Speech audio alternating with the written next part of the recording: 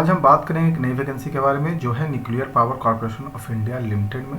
ये जो पोस्टिंग होगी आपकी ये यूपी में होगी, जिसमें आपका टेक्निकल और नॉन टेक्निकल की पोस्ट आउट हुई है, जिसमें आपका नर्स का पोस्ट है, फार्मासिस्ट का पोस्ट है, टेक्नीशियन का पोस्ट है, असिस्टेंट ग्रेड का पोस्ट है और स्टेनो ग्रेड का पोस्ट है। इसकी एलिजिबिलिटी क्राइटेरिया क्या होगी, कितना फ़ी लगेगा, एजुकेशनल क्वालिफिकेशन क्या होगा, आपका एग्ज़ाम पैटर्न क्या होगा, सिलेबस क्या होगा एग्ज़ाम का, और ये कब से अप्लाई होगा, इन सभी बातों को इस वीडियो में करेंगे। और अगर आप इस चैनल पर नया हो तो इस चैनल को लाइक करना, सब्सक्राइब करना और शेयर करना और बेल आइकन को दबाना ना भूलें, ताकि आपको ऑल नोटिफिकेशन मिलती रहे। तो चलिए वीडियो को स्टार्ट करते हैं।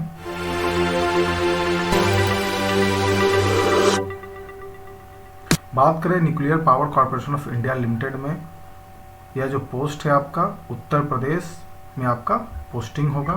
पोस्ट की डिटेल की बात करें, नर्स का है, साइंटिफिक असिस्टेंट का है, ऑपरेशन थिएटर असिस्टेंट का है, टेक्नीशियन का है और असिस्टेंट ग्रेड 1 HR का है, फाइनेंस का है और स्टेनो ग्रेड का है। इन सभी पोस्ट को डिफरेंट कैटेगरी में डिस्ट्रीब्यूट कर दिया गया है। एज लिमिट की बात करें तो नर्स के लिए आपको मिनिमम 18 और मैक्सिमम 30 ईयर होना चाहिए, तो ये आप एलिजिबल इस फॉर्म को भरने के लिए। साइंटिफिक असिस्टेंट के लिए मिनिमम 18 to 25 होना चाहिए। उसी तरह डिफरेंट पोस्ट के लिए आपका मिनिमम 18 to अगर 28 तक है तो आप एलिजिबल है इस फॉर्म को भरने के लिए। सैलरी की बात करें तो आपका 7 CPC के अनुसार आपको पेमेंट मिलेगा। तो आप यहाँ पर देख सकते हैं कि नर्स के लिए आपको 44,900 आपको मिलेगा। उसी के अनुसार आपका साइंटिफिक असिस्टेंट के लिए प्रशिक्षण के दौरान यानी ट्रेनिंग भी दिया जाएगा। फर्स्ट ईयर ट्रेनिंग में आपको 16,000 दिया जाएगा और अगले 6 माह के दौरान यानी आफ्टर 6 मंथ आपको 18,000 सैलरी दिया जाएगा। उसके बाद जब आपका ट्रेनिंग कंप्लीट हो जाएगा तो आपको 35,400 रुपये आपको सैलरी दिया जाएगा। उसी अनुसार 1 by 1 आप खुद रीड आउट कर लीजिएगा। असिस्टेंट ग्रेड 1 में देखें तो इसमें HR है, फाइनेंस है और C&MM है, जिसमें आपका मिनिमम एज क्वालिफिकेशन 21 है और मैक्सिमम 28 है, जिसमें आपका जो प्रारंभिक वेतन होगा इन स्टार्टिंग जो सैलरी होगा वह 25,500 होगा, जो आपका लेवल 4 का होगा। एज रिलैक्सेशन की बात करें तो as per the government rule हर एक कैटेगरी को रिलैक्सेशन गवर्नमेंट के द्वारा दिया जाएगा। बात करते हैं एजुकेशनल क्वालिफिकेशन की कि कौन से कैटेगरी के पास कौन सी डिग्री होगी तो इस फॉर्म को भर सकते हैं।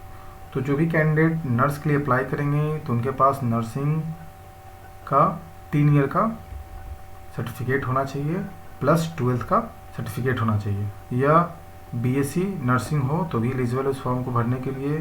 साथ साथ आपके पास 3 साल का हॉस्पिटल में एक्सपीरियंस चाहिए तो आप एलिजिबल है इस फॉर्म को भरने के लिए।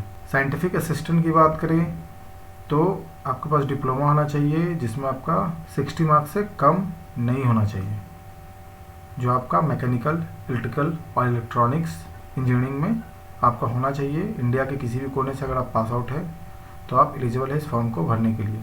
फार्मासिस्ट B का बात करें तो आपके पास 10+2 और 2 ईयर का डिप्लोमा होना चाहिए फार्मेसी में और 3 मंथ का ट्रेनिंग होना चाहिए और registration as pharmacist with central और स्टेट फार्मासिस्ट काउंसिल में आपका रजिस्ट्रेशन होना चाहिए, तो ही आप एलिजिबल है इस फॉर्म को भरने के लिए।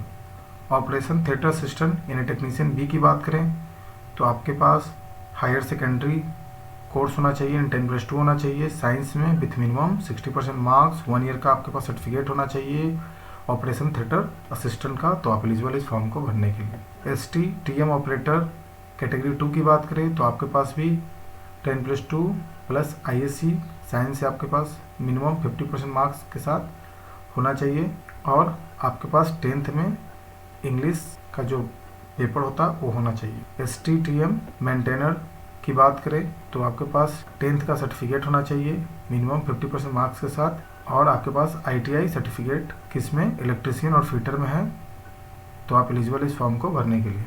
असिस्टेंट ग्रेड 1 की बात करें जिसमें आपका HR है, फाइनेंस है और C&MM की बात करें तो आपके पास as per the HR, finance और CAM किसी भी स्ट्रीम से अगर ग्रेजुएट है तो आप एलिजिबल है फॉर्म को भरने के लिए। प्लस साथ साथ आपके पास 30 वर्ड्स पर मिनट टाइपिंग स्पीड होना चाहिए, प्लस 6 मंथ का आपके पास कंप्यूटर सर्टिफिकेट है, तो आप एलिजिबल है इस फॉर्म को भरने के लिए। स्टेनो ग्रेड की बात करें तो आपके पास किसी भी स्ट्रीम से ग्रेजुएट की डिग्री होनी चाहिए जिसमें आपका 50% मिनिमम मार्क्स हो या ज़्यादा हो, तो भी आप एलिजिबल इस फॉर्म को भरने के लिए।